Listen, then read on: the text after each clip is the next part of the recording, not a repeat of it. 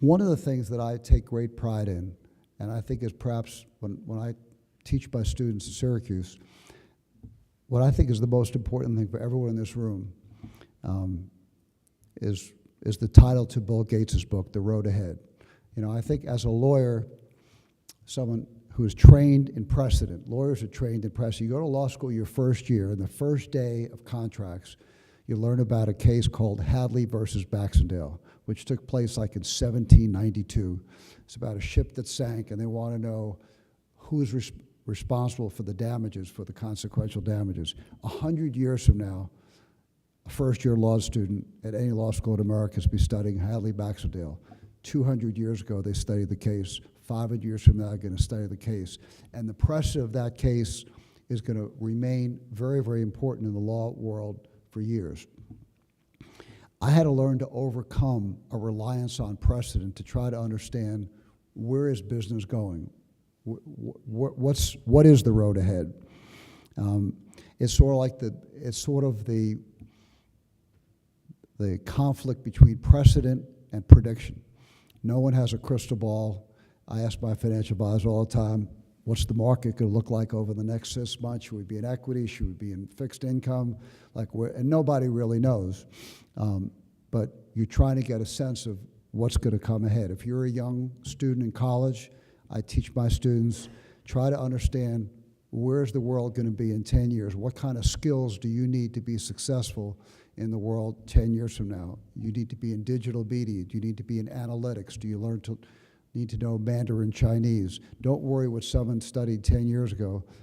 The world is changing at the speed of Moore's Law, and we've got to look to the future. Talked a little about Magic Johnson. In 1979, Magic signed his deal with the Lakers for $460,000.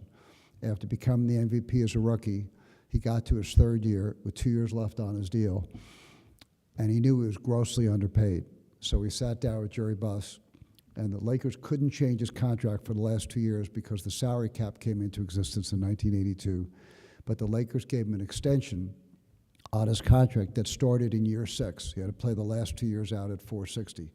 They offered him a 25-year contract for $25 million, which in 1982, to many observers in the sports world, thought was the absolute Armageddon of contracts.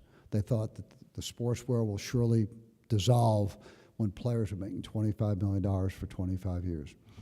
So I got interviewed on CNN in 1982. I was 31 years old, and they said, do you think this is the doom of sports? And I said, no. Honestly, I think that when Magic Johnson starts his contract in 1984, he's going to be in mourning.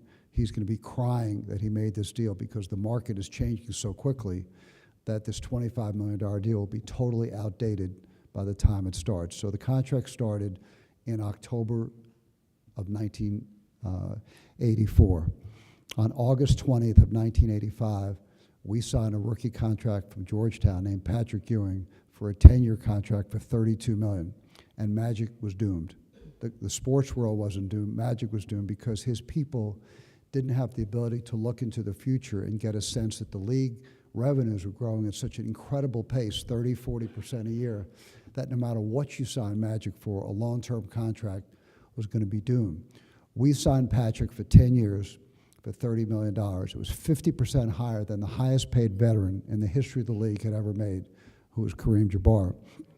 And I was so worried by my own fear that in 10 years that this contract, which seemed extraordinarily high for a rookie, 3 times higher than the #1 pick the year before, would never stand the test of time, that we put in a clause that allowed Patrick to terminate the contract after 6 years if 4 players passed him in salary going into the end of the contract. That was the first time in the history of sports. It was what they call now an ETO, an early termination clause. And sure enough, we were right. 4 people did pass him, and we were able to redo the contract. So I think that the ability to have a feel, no one has a guarantee of what's coming ahead, I think is what separates people who are really successful in business from people who are looking behind them. There's a great line, one of my favorite lines, by a famous car designer named Enzo Ferrari, who designed his very first Ferrari many, many years ago. It was his prototype. And he got into the car, and he sat in the leather seats, and he felt the clutch and the shifter, and there was something intangible about the car that was bothering him. He couldn't put his finger on it. He kept reaching around to touch all the knobs, and finally he realized what was bothering him was the rear view mirror. And he took the rear view mirror and he ripped it off the station. And he said, when you drive a Ferrari, you never have to look behind you. I think it's an amazing line for business. You know, it's really, really important to be like Bill Gates to see the road ahead.